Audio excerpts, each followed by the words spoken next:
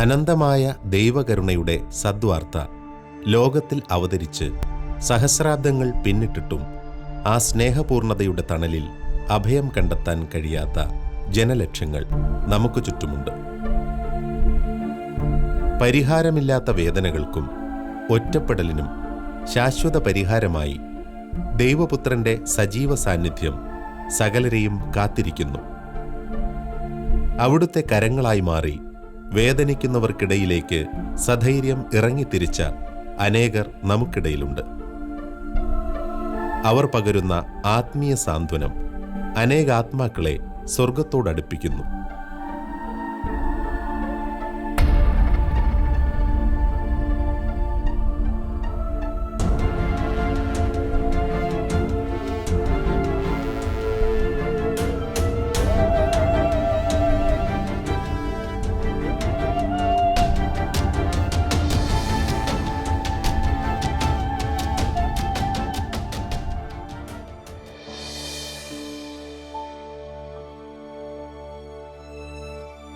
ദൈവപിതാവിൻ്റെ സ്വർഗീയ കരുണയുടെ ഉദാത്തഭാവമായി ഇടുക്കി ജില്ലയിൽ പടമുഖത്ത് തല ഉയർത്തി നിൽക്കുന്ന മഹത്തായ ഒരു സ്ഥാപനമുണ്ട്, സ്നേഹമന്ദിരം.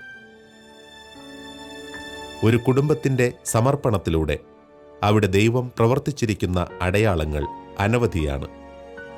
ഇതിനകം ആയിരക്കണക്കിന് ആത്മാക്കൾക്ക് കടുത്ത നിരാശയിൽ നിന്നും ഭൗതിക ജീവിതത്തിൻ്റെ അനിശ്ചിതത്വത്തിൽ നിന്നും മോചനം നൽകി സത്യപ്രകാശത്തിലേക്ക് കൈപിടിച്ചുയർത്തിയ ഈ പ്രസ്ഥാനം അതിൻ്റെ സ്ഥാപകനായ VC രാജുവിലൂടെ ദൈവം പ്രവർത്തിച്ച ഒരത്ഭുതം തന്നെയാണ്.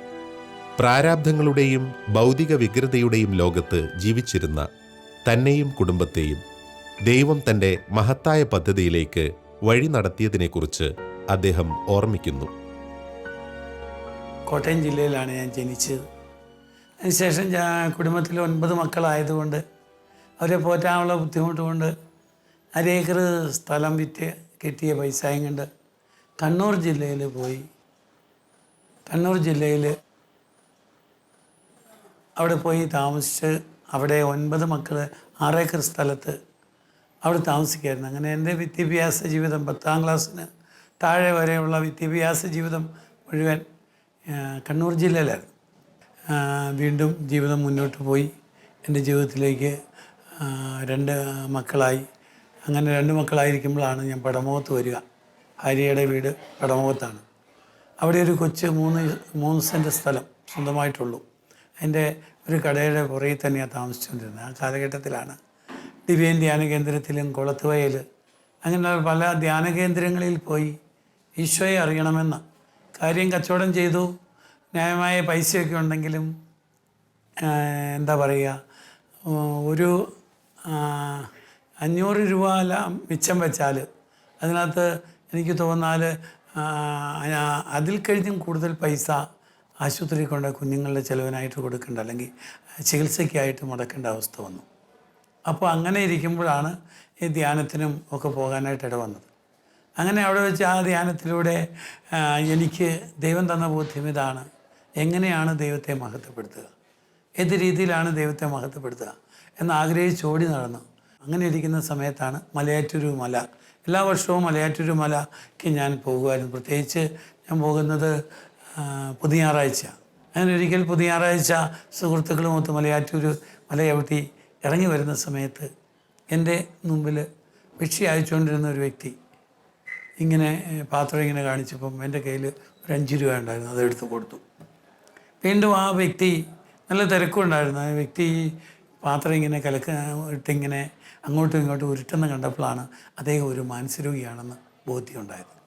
അങ്ങനെ വീണ്ടും എൻ്റെ മനസ്സിലൂടെ ഇങ്ങനെ കടന്ന് താഴോട്ടിറങ്ങുമ്പോൾ ഈശോ ദൈവം നൽകിയ അല്ലെങ്കിൽ മലയാറ്റൂർ മുത്തപ്പൻ്റെ മാധ്യസ്ഥം വഴി എനിക്ക് നൽകിയ ഒരു തോന്നൽ ഇതാണ്: ആ പാവപ്പെട്ടവനായ മനുഷ്യൻ്റെ ഉള്ളിലും ഞാൻ 5 രൂപ കൊടുത്ത് ആ മനുഷ്യൻ്റെ ഉള്ളിലും എൻ്റെ ഉള്ളിലും വസിക്കുന്നത് ഒരു ദൈവത്തിൻ്റെ ജീവനാണ്. കേവലം 3 സെന്റ് ഭൂമിയിൽ ജീവിതം കരുപ്പിടിപ്പിച്ചിരുന്ന ഈ കൊച്ചു കുടുംബത്തിനു മുമ്പിൽ ദൈവം അവതരിപ്പിച്ച വലിയ പദ്ധതി മനുഷ്യ മനസ്സുകൾക്കെല്ലാം ദുർഗ്രഹമായിരുന്നു. ഒരു മുൻപരിചയവുമില്ലാത്ത സാധാരണക്കാരനും കുടുംബ പ്രാരാബ്ധങ്ങളാൽ വീർപ്പുമുട്ടുന്നവനുമായ ഒരു യുവാവിന് ഇത്തരമൊരു വലിയ ഉത്തരവാദിത്തം ഏറ്റെടുക്കാനാവില്ലെന്ന് സമൂഹവും കുടുംബാംഗങ്ങളും വിധിച്ചു. എന്നാൽ സമയത്തിന്റെ പൂർത്തീകരണത്തിൽ ദൈവം തന്നെ അതിനായുള്ള വഴികൾ ഒരുക്കിക്കൊണ്ടിരുന്നു. ആ കാലഘട്ടത്തിലാണ് പ്രത്യേകിച്ച് ഉണ്ടായ ഒരു സംഭവം ഞാൻ ഓർക്കുന്നു. ഞാൻ ധ്യാനം കൂടിയെല്ലാം വന്ന് പ്രാർത്ഥിച്ചു. എൻ്റെ സഹോദരി ഇറ്റലിക്ക് പോകാനായിട്ട് വിസ തടസ്സം വന്നിരിക്കുക. ഞാൻ ആ സഹോദരിയെയും കൊണ്ട് ഡൽഹിക്ക് പോകാൻ ഇടവരുന്നു. ആ സഹോദരിയുടെ വിശ്വാസത്തിൽ ഒരു കാരണവശാലും ഇറ്റലിക്ക് പോകാൻ നടക്കുമെന്ന് പുള്ളിക്കാരത്തി വിശ്വസിക്കുന്നില്ല. കാരണം അത്രയും ബുദ്ധിമുട്ടുണ്ടെന്നാണ് സഹോദരി പറയുക. എന്തായാലും ഞാൻ പുള്ളിക്കാരത്തിയോട് അവിടെ വെച്ചാണ് ഒരു പാർക്കിൽ പോയി, ഡൽഹിയിലെ ഒരു പാർക്കിൽ പോയി വെച്ച് ഇങ്ങനെ പ്രാർത്ഥിച്ചുകൊണ്ടിരിക്കുന്ന സമയത്ത് പ്രാർത്ഥനാവേളയിൽ ആണ് വെച്ച് സഹോദരിയോട് ഞാൻ ചോദിക്കുകയാണ്, അവളുടെ പേര് റോസമ്മ എന്ന്. റോസമ്മ, നീ ഇറ്റലിക്ക് പോകാൻ ദൈവം അനുവദിച്ചാൽ നീ എൻ്റെ മനസ്സിൽ ഇങ്ങനൊരു പരിപാടിയുണ്ട്, ഇങ്ങനെ കർത്താവ് തോന്നിപ്പിക്കുന്ന പൈസ ഇല്ലാത്തതുകൊണ്ടാണ് അനാഥാലയം തുടങ്ങാത്തത്, എന്ത് പറയുന്നതെന്ന് ചോദിച്ചു. അപ്പോൾ അവൾ പറഞ്ഞു, രാജു, ഇറ്റലി പോയാൽ എന്ത് വന്നാലും ഒരു 25,000 രൂപ ഒരു മാസത്തെ ശമ്പളം കിട്ടും. ഇറ്റാലിയൻ ലിറയാണ്, അന്ന് യൂറോ ആയിട്ടില്ല. ആ ലിറ അവൾ പ്രത്യേകമായിട്ട് അവളുടെ ഇതിൽ കിട്ടുമെന്ന് പറഞ്ഞു. ഞാൻ പറഞ്ഞു, ഇന്ന ദിവസം, എന്നാലും വീണ്ടും കർത്താവ് ഒരു തോന്നൽ തരിക, ഇന്ന ദിവസം നീ ഇറ്റലിക്ക് പോകാൻ സാധിക്കുമെന്ന്. ആ പറഞ്ഞ ഡേറ്റിൽ തന്നെ അവൾ ഇറ്റലിക്ക് പോകാനായിട്ട് വരികയും 2 മാസം തീരും മുമ്പേ അവൾ ഇറ്റാലിയൻ ലിറ 2 മാസത്തെ അവൾക്ക് കിട്ടിയ. ഇവിടെ വന്ന് ഞാനത് മാറിയപ്പം 48,500 രൂപ കിട്ടി. ആ പൈസയും കൊണ്ടാണ് ഞാനിപ്പോൾ ഇരിക്കുന്ന സ്ഥലം, 10 സെൻറ്റ് സ്ഥലം മേടിച്ചത്. എൻ്റെ ചെറുപ്പത്തിൽ ഞാനിങ്ങനെയുള്ള ഒരു മാനസിക രോഗികളെന്ന് കേൾക്കുമ്പോൾ എല്ലാവർക്കും അറപ്പും വെറുപ്പും, അത് തന്നെയല്ല, അവരെ കാണുമ്പോൾ പേടിച്ചു ഓടുന്ന അങ്ങനെയാണ് ഞാനൊക്കെ കണക്ക് കൂടി വെച്ചിരുന്നത്. മാനസിക രോഗികളെ എങ്ങനെ ശുശ്രൂഷിക്കുമെന്ന് എനിക്ക് ഒരിക്കലും ചിന്തിക്കാൻ പോലും സാധിച്ചില്ല. പ്രത്യേകിച്ച് അത് ഞങ്ങളെപ്പോലെ കുടുംബജീവിതം നയിക്കുന്ന ഒരു വ്യക്തികൾക്ക് ചെയ്യാൻ സാധിക്കുന്ന ഒരു ജോലിയല്ല എന്നാണ് എൻ്റെ കണക്കുകൂട്ടൽ. ഞാൻ കണക്കുകൂട്ടി വെച്ചിരുന്നത്. പക്ഷേ അത് ദൈവത്തിന് ഒരു പദ്ധതി ഉണ്ടെങ്കിൽ ആർക്കും, ദൈവം ഏത് വ്യക്തിയെക്കുറിച്ചും ഒരു പദ്ധതിയും പ്ലാനും ഉണ്ടെങ്കിൽ അത് ആർക്കും ഇത് ചെയ്യാൻ സാധിക്കുമെന്നുള്ളത് ഞങ്ങളുടെ ജീവിതാനുഭവം കൊണ്ടാണ് എനിക്ക് മനസ്സിലാക്കാൻ കഴിഞ്ഞത്.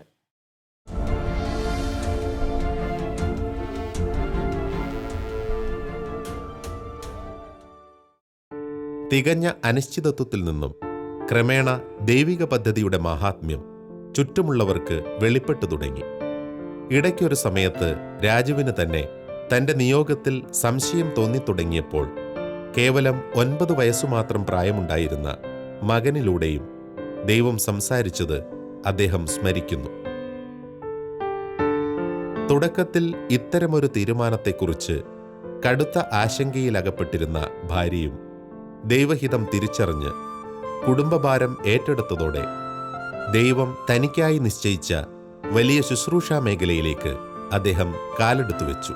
എൻ്റെ മൂത്ത മകൻ എന്ന് പറയുന്ന നിബിൻ, അവൻ പറയുന്നു, പപ്പ ഒരു തോളയെ സഞ്ചിയും തൂക്കിയിട്ടുണ്ട് പോകുന്നതായിട്ട് ഈശോ കാണിക്കുന്നു. ചെറിയ കൊച്ചല്ലേ, അവൻ ഇങ്ങനെ കാണുവാന്നാണ് പറയുന്നത്.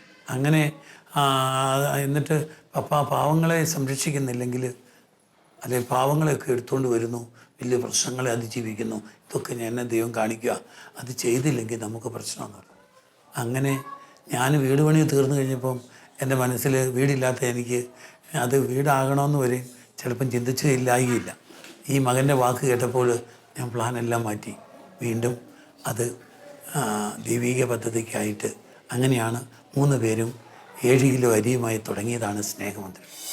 അന്നത്തെ കാലത്തൊക്കെ സ്ത്രീകൾ കച്ചവടം ചെയ്യാന്ന് പറയുന്നത് എനിക്ക് ചിന്തിക്കാൻ പോലും കഴിഞ്ഞില്ല. പ്രത്യേകിച്ച് ഞാൻ ജനിച്ചു വളർന്ന നാട്, അതെല്ലാം അങ്ങനെയുള്ള സാഹചര്യങ്ങളിൽ ഞാൻ ഒത്തിരി എതിർപ്പ് കാണിച്ചു. പക്ഷേ എതിർപ്പൊന്നും വകവെക്കാതെ ദൈവത്തിൻ്റെ വിളി അനുസരിച്ച് ചേട്ടൻ മുൻപോട്ട് പോയപ്പോൾ ഞാൻ അതിനോട് സഹകരിച്ചു. ഞാൻ 14 വർഷക്കാലം തന്നെ ബിസിനസ് ചെയ്തു, മക്കളുടെ കാര്യങ്ങൾ നോക്കി. പുള്ളി പൂർണ്ണമായ ശുശ്രൂഷയ്ക്കായി ഞാൻ പുള്ളീനെ ഇട്ടപ്പോൾ മക്കൾ ഞങ്ങളുടെ ഈ ശുശ്രൂഷ മേഖലയിലേക്ക് വന്നപ്പോൾ ഞങ്ങളുടെ മോന് 10 വയസ്സുണ്ടായിരുന്ന മോനും എന്നോട് കൂടി ബിസിനസ് ചെയ്യാൻ സഹായിച്ചു. പിന്നെ മക്കളുടെ പഠിത്തവും അവരുടെ കാര്യങ്ങളുമൊക്കെ ആയിട്ട് ഞാൻ നിന്നു. അപ്പം പിന്നീട് മക്കൾക്ക് ഇവരെ കാണുകയും ഇവരെ ശുശ്രൂഷിക്കുകയും ഇവരുടെ സ്നേഹം മനസ്സിലാക്കുകയും ചെയ്തപ്പോൾ അവരും പൂർണ്ണമായിട്ട് ഞങ്ങളോട് സഹകരിച്ചു. പിന്നെ ഞങ്ങൾ ഒത്തൊരുമിച്ച് കുടുംബം ഒരുമിച്ച് മക്കളും ഞാനും ചേട്ടനും ഞങ്ങൾ ഒരുമിച്ചുള്ള ശുശ്രൂഷയിലേക്ക് വന്നപ്പം കൂടുതൽ ദൈവാനുഗ്രഹവും സന്തോഷമായിരുന്നു ഞങ്ങളുടെ ജീവിതത്തിൽ. ഓരോ ദിനം കഴിയും തോറും സ്നേഹമന്ദിരത്തെ ദൈവം വളർത്തുന്ന കാഴ്ച അത്ഭുതകരമായിരുന്നു. തികഞ്ഞ ദൈവാശ്രയബോധത്തിന്റെ തണലിലായിരുന്നു രാജുവിന്റെ നേതൃത്വത്തിൽ ഈ വലിയ കുടുംബം മുന്നേറിയിരുന്നത്. തുടക്കകാലങ്ങളിൽ ഏറെ പ്രതിസന്ധികൾക്കിടയിലും ഒരു കുറവും വരാതെ ദൈവം പരിപാലിച്ചിരുന്ന അനുഭവങ്ങൾ അതിശയകരമാണ്. അതേസമയം ഭൗതിക ലോകത്തിന്റെ സമവാക്യങ്ങൾക്ക് വിരുദ്ധമായി കെട്ടിയുയർത്തപ്പെട്ട ഈ കൂടാരത്തെക്കുറിച്ച് ചിലർ മോശമായി ചിന്തിച്ചും പ്രചരിപ്പിച്ചും തുടങ്ങിയത് കുടുംബാംഗങ്ങൾക്ക് വലിയ സഹനങ്ങൾ സമ്മാനിച്ചു. എന്നാൽ അതെല്ലാം പിൽക്കാലത്ത് വലിയ കൃപകൾക്ക് കാരണമായി മാറി. 2 പേര്, അത് 3 പേര്, 4 ആയി, 4 5 ആയി, 5 6 ആയി, 6 7 ആയി, അങ്ങനെ മുന്നോട്ട് നീങ്ങിക്കൊണ്ടിരിക്കുന്നു. അങ്ങനെ 22 പേരായി. ഒരു ചെറിയ മുറി, ആ മുറി തന്നെയാണ് ഭക്ഷണം കൊടുക്കുന്നതും പ്രാർത്ഥിക്കുന്നതും ആണുങ്ങൾ കിടക്കുന്നതും. അപ്പുറത്തെ ഒരു മുറിയിൽ പ്രായം ചെന്ന 2-3 അമ്മച്ചിമാരെയും കൊണ്ടുവന്നു. അങ്ങനെ അവരെ നോക്കി രാവിലെ വന്ന് അവരെ കുളിപ്പിക്കും. അമ്മച്ചിമാരെ കുളിപ്പിക്കാനായിട്ട് ഷൈനി വരും. ഷൈനി അത്ര അങ്ങോട്ട് ആക്റ്റീവായില്ല. വേറെ 1-2 ശുശ്രൂഷകരൊക്കെ ഉണ്ടായിരുന്നു. അവരൊക്കെ വന്നു. ആണുങ്ങളെ എല്ലാവരും തന്നെ ഞാനാണ് കുളിപ്പിച്ചുകൊണ്ടിരുന്നത് ആ കാലഘട്ടത്തിൽ. അങ്ങനെ ഇരിക്കുമ്പോൾ അന്നാണ് എൻ്റെ ജീവിതത്തിൽ വലിയ വീണ്ടും ഒരു മറക്കാനാവാത്തൊരു സംഭവം. അങ്ങനെ 6 മാസം പിന്നിട്ട് ഒരു ദിവസം ഒരു 7 കിലോ അരിയെങ്കിലും വേണ്ട ദിവസത്തിലേക്ക് വന്നു. 10 കിലോ അരി വേണം ഒരു ദിവസത്തെ കാര്യം. അങ്ങനെ ഇരിക്കുമ്പോഴാണ് എൻ്റെ അടുക്കൽ അന്ന് ഭക്ഷണത്തിന് വേണ്ടി സഹായിക്കാൻ അല്ലെങ്കിൽ കഞ്ഞി വെക്കാനായിട്ട് ചോറ് കറികളും കലക്കാനായിട്ട് നിൽക്കുന്ന സഹോദരി ഒരാൾ എന്നോട് പറഞ്ഞു, പപ്പ എന്ന് തന്നെ എന്നൊരു ആ സമയമായപ്പം ആൾക്കാർ വിളിക്കാൻ തുടങ്ങി. പപ്പ, ഇന്ന് ഉച്ചയ്ക്കൂടിയുള്ള ചോറ് വെക്കാനുള്ള അരിയേ ഉള്ളൂ. ഇനി നമുക്ക് വൈകുന്നേരത്തേന് അരിയില്ല കേട്ടോ. എനിക്ക് വേണമെങ്കിൽ കടയിൽ നിന്ന് എടുക്കാം. മറ്റുള്ളവരുടെ മുമ്പിൽ പോയി പറഞ്ഞാൽ വേണമെങ്കിൽ 1-2 ചായക്ക് അരി കൊണ്ടുവരാൻ പറ്റിയില്ല. പക്ഷേ അങ്ങനെ എത്ര ദിവസം കൊണ്ടുവരും? ദൈവത്തിൻ്റെ ഇടപെടൽ ഇങ്ങനെയല്ലല്ലോ എന്ന് വിചാരിച്ച് ഞാൻ പറഞ്ഞ ഒരു കാര്യം ചെയ്യും, വെച്ച കഞ്ഞി അത് കൊടുക്കുക. സാധാരണ കഞ്ഞി കുടി കഴിഞ്ഞ് കഴിഞ്ഞാൽ 2 മണി മുതൽ 4 മണി വരെയും വിശ്രമമുണ്ട്. ഞാൻ അന്ന് ദിവസം ശുശ്രൂഷകരോടും മക്കളോടും പറഞ്ഞു, ഇന്ന് നമ്മൾ ചോറൂണ് കഴിഞ്ഞ് വിശ്രമമില്ല എന്നും പറഞ്ഞ് ഞങ്ങൾ തിരുഹൃദയത്തിൻ്റെ ഇതുപോലെ ഒരു തിരുഹൃദയത്തിൻ്റെ രൂപമുണ്ട്. ആ തിരുഹൃദയത്തിൻ്റെ രൂപം, ആ രൂപത്തിൻ്റെ മുമ്പിലിരുന്ന്, അതേ ഉള്ളൂ രൂപം, ഒരു കസേരയിട്ട് കടപ്പ് രോഗികളെയൊക്കെ പോയി എടുത്ത് ചുമരെ ചാരിയിരുത്തി അവരും 22 പേര് 1-2 ശുശ്രൂഷകരോട് ചേർന്ന് വന്നു. ഞാൻ പ്രാർത്ഥന തുടങ്ങി 2 മണി മുതൽ. ജപമാലയല്ലി, കരുണക്കൊന്തയല്ലി, പിന്നെ അറിയാവുന്ന പ്രാർത്ഥനകളെല്ലാം നടത്തി. പക്ഷേ 4 ആയി, സമയം 4:30 ആയി, 4:30, 4:45, 5 മണിയായി. അപ്പോൾ എന്നെ അന്നത്തെ എൻ്റെ ആ പ്രായത്തിൻ്റെ ഒരു യുവത്വം വെച്ച് നോക്കുമ്പോൾ എൻ്റെ മനസ്സിലൂടെ ഒത്തിരിയേറെ കാര്യങ്ങൾ കടന്നുപോയത് ഇതാണ്. ഞാൻ നിവൃത്തിയില്ല, പലരും എന്നെ നിരുത്സാഹപ്പെടുത്തിയതാണ്. ഇതിൻ്റെ ആവശ്യമുണ്ടോ രാജു? അതിന് നിനക്ക് അതിൻ്റെ ആവശ്യമുണ്ടോ എന്നൊക്കെ പല രീതിയിൽ എന്നോട് ചോദ്യങ്ങൾ ചോദിച്ചു.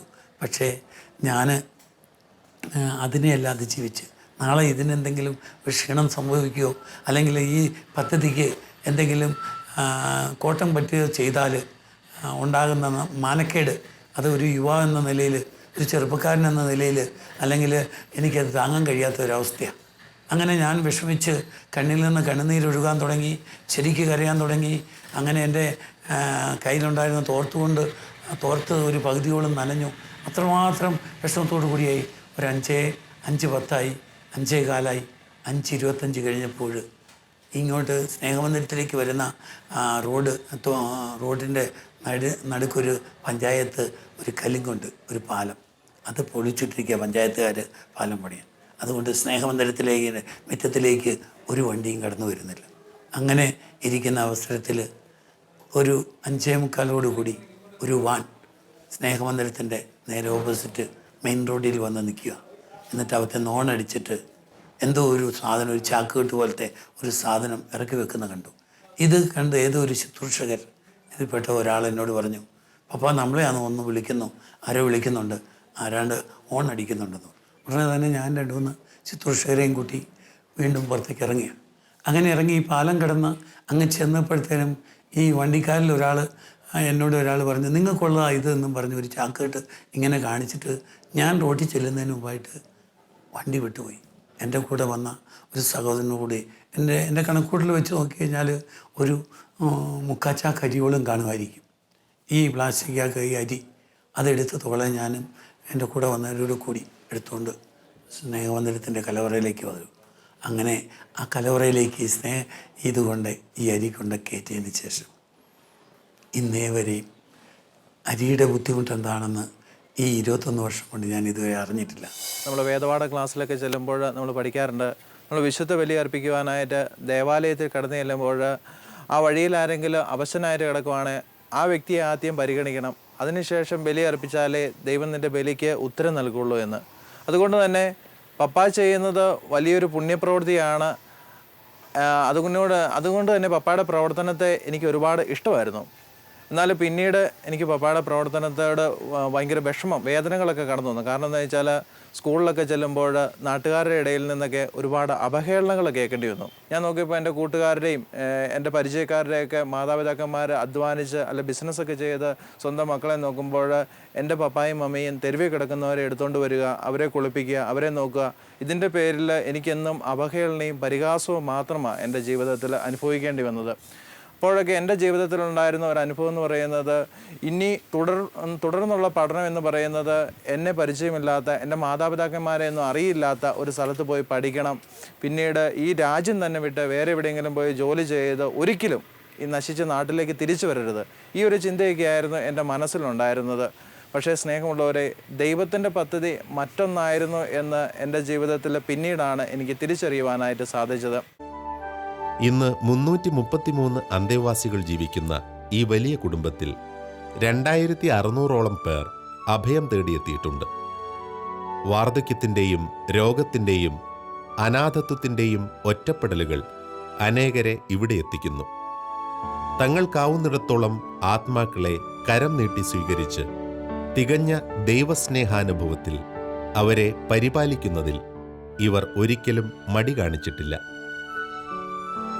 കേവലമൊരു സാധാരണ കുടുംബത്തെക്കൊണ്ട് ഇത്തരമൊരു വലിയ സ്ഥാപനം നടത്തപ്പെടുക ദുഷ്കരമാണ്.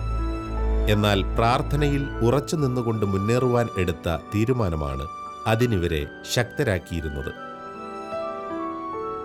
ദിവസവും മണിക്കൂറുകളോളം ഇവിടെ നിന്നുയരുന്ന പ്രാർത്ഥനകൾക്ക് അസാമാന്യമായ ഫലസിദ്ധിയുണ്ടെന്നതും അനുഭവങ്ങൾ തെളിയിക്കുന്നു.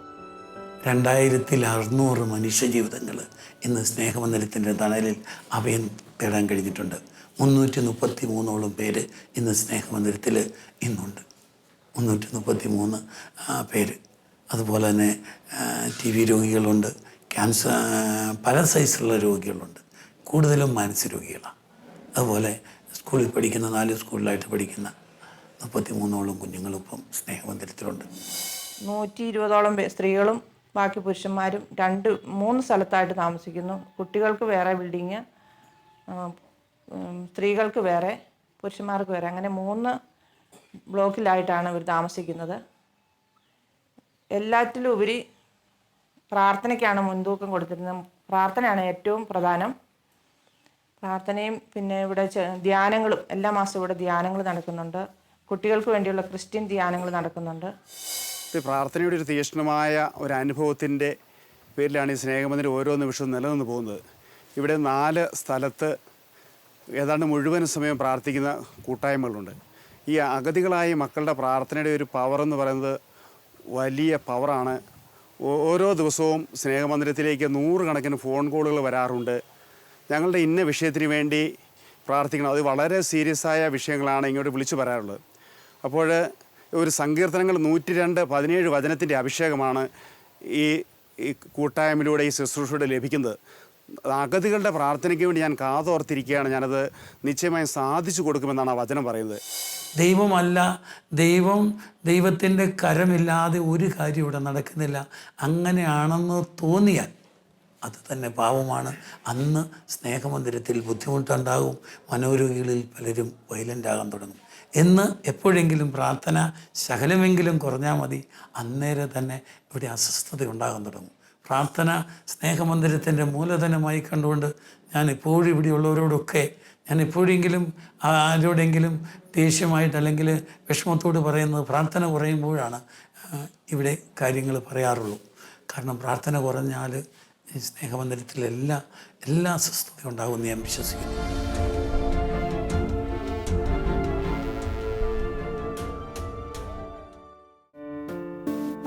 തെറ്റായ കണ്ണുകളോടെ ഈ സ്ഥാപനത്തെയും രാജുവിനെയും കുടുംബത്തെയും വിലയിരുത്തിയിരുന്ന എല്ലാവരും ക്രമേണ അവരുടെ പ്രവർത്തനങ്ങളുടെ മാഹാത്മ്യം തിരിച്ചറിഞ്ഞു. ഇന്ന് ഒരു വലിയ സമൂഹം ഈ ഭവനത്തെ വലിയ മതിപ്പോടെ കാണുന്നു. ഈ ശുശ്രൂഷകരുടെ കരങ്ങളിലൂടെ ഇവിടെ ദൈവം പ്രവർത്തിക്കുന്നത് സ്വന്തം കണ്ണുകൾ കൊണ്ട് അവർ തിരിച്ചറിയുന്നു. പണ്ട് പരിഹാസശരങ്ങളേറ്റ് തളർന്നിരുന്ന തനിക്ക് പിൽക്കാലത്ത് ദൈവം വലിയ തിരിച്ചറിവ് മറ്റുള്ളവരിലൂടെ തന്നെ നൽകി എന്ന് നിബിൻ സ്മരിക്കുന്നു.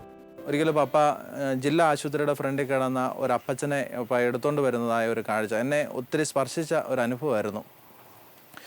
ജില്ലാ ആശുപത്രിയുടെ വാതിക്കൽ വളരെ ദയനീയമായ അവസ്ഥയിൽ കിടന്ന ഒരു അപ്പച്ചനെ എടുത്തുകൊണ്ട് പപ്പ സ്നേഹമന്ദിരത്തിൽ വന്നു.